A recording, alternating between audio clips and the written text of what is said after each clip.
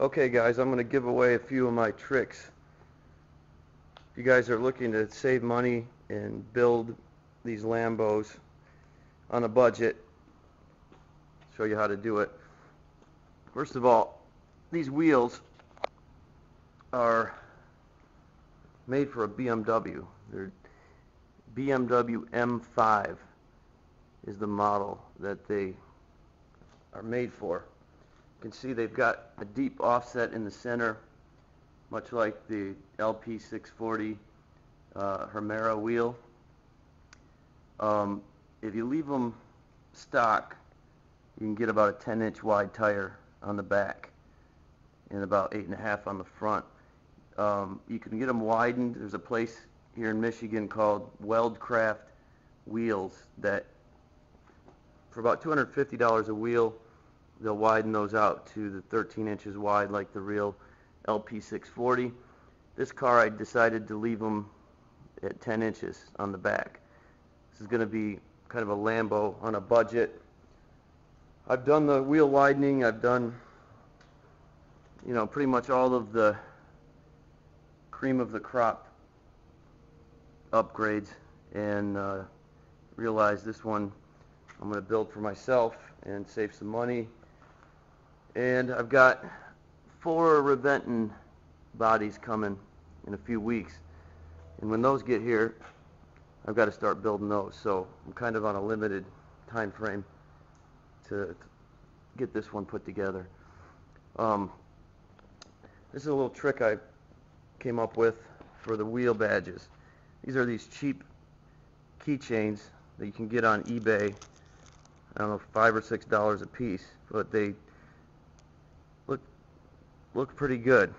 And what I do is I cut off the keychain and I mount that logo right on the middle of the wheel, glue it on, high temp silicone, or there's different epoxies you can use, but basically you just cut off that ring at the top, sand it down a little bit, get some gold paint to touch it up, because when you cut that off, you'll see underneath the gold there's silver, steel, or whatever they're made out of. You just touch it up with a brush and sand it so it's nice and smooth at the top, and glue it on, and you've got an OEM look. These wheels, I think, cost about $500 for the set of 4, and it's very, very close to the LP640 Himera factory wheel. As far as the look of it, it's similar in appearance. It's got the deep offset in the center. So if you're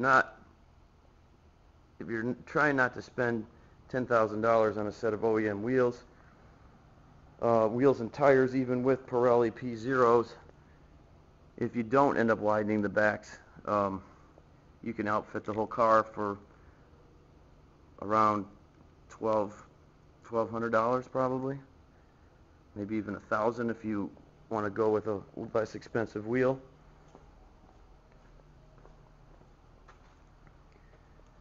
And they look pretty good. These are 18-inch. You can get them in 19s or 20s.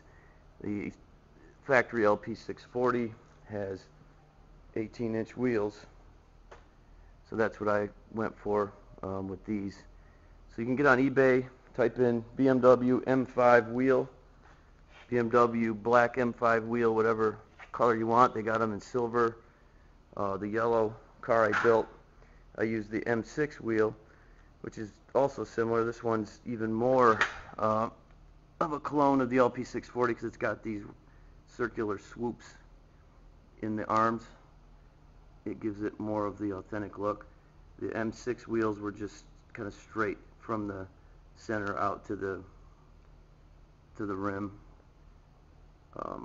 BMW M5 concept rims, but they look great. We're going to have to get a little bit wider spacer on the front. These are just kind of sitting on there for now.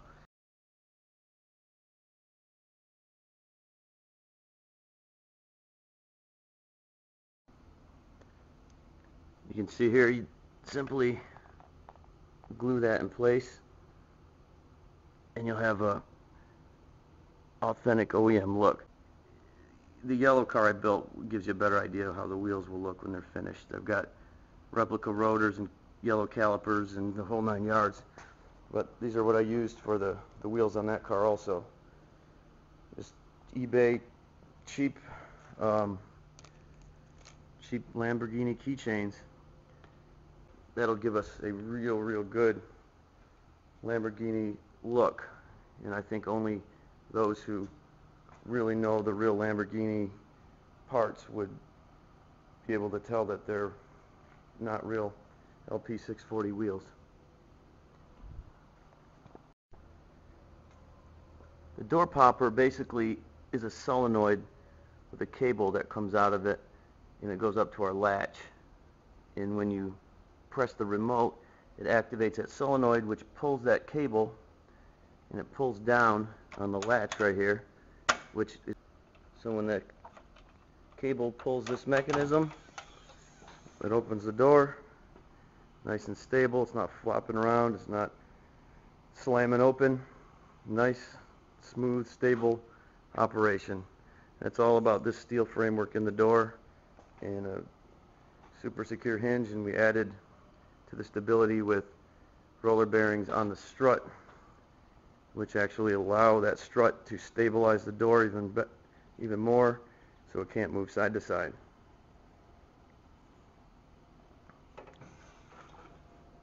And then you should be able to just drop it right in place and it latches no problem.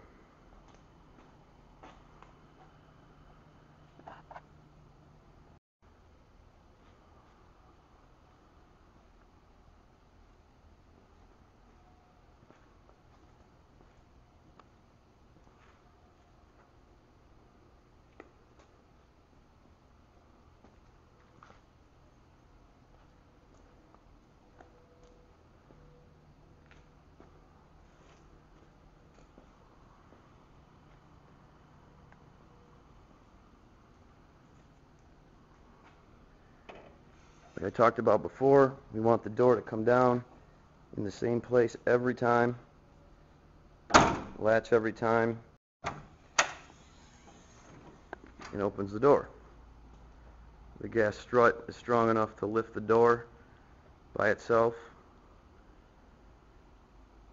So really on the remote, you should be able to push the button, activate the popper, which pulls the cable, and it releases the latch. Pretty simple concept, not difficult to wire it. Same concept with your steel. You want to make sure you have a good steel plate that your popper's mounted on, so once you get your door put together, you don't have any issues with it disconnecting or not working properly.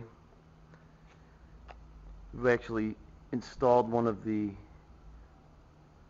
roller bearings attached to the strut, and that keeps the strut from moving side to side. It gives it a little more stability. That's maybe overkill on the struts and the stability factor of the door.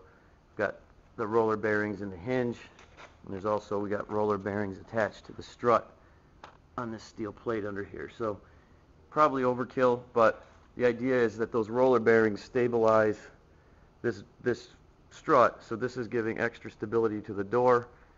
I just did not want a door that's wobbly or floppy. I wanted it to be solid, just like the real Lamborghini doors. When you open a Lambo door, you pull it down, it comes down solid and straight and latches every time.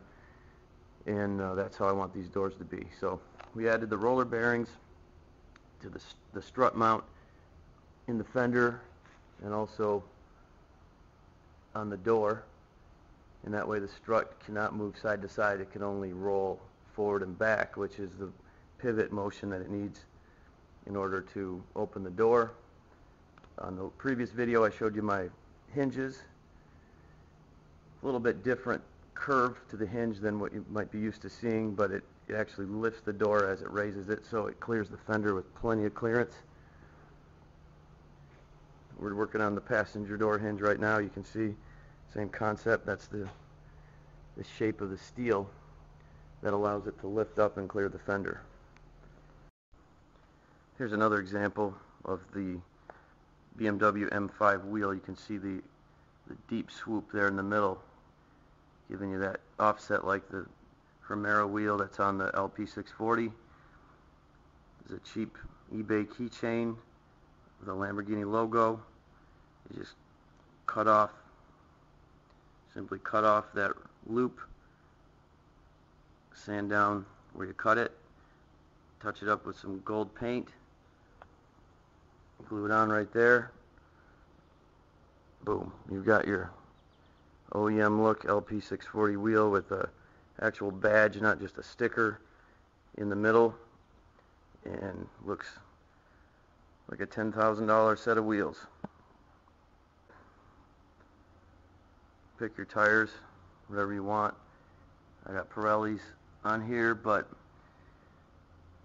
save some money and get on discounttires.com, and you could probably get a set of tires for this for $400.